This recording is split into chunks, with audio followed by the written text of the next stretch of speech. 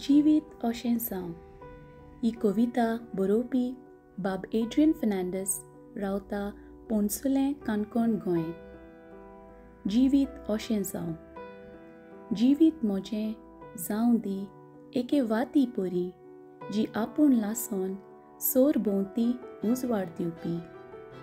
जिवीत म्हजें जावं दी एका शिक्षका परी जो दुसऱ्यांक बऱ्या गिन्यानान भरपी.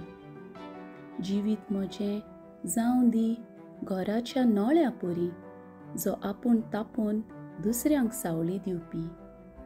जिवीत म्हजें जावं दी एका पांख्या परी जो आपूण घुंवोन दुसऱ्यांक वारें दिवपी. जिवीत म्हजें जावं दी झरीच्या उदका परी सदांच नितळ आनी निर्मळ उरपी.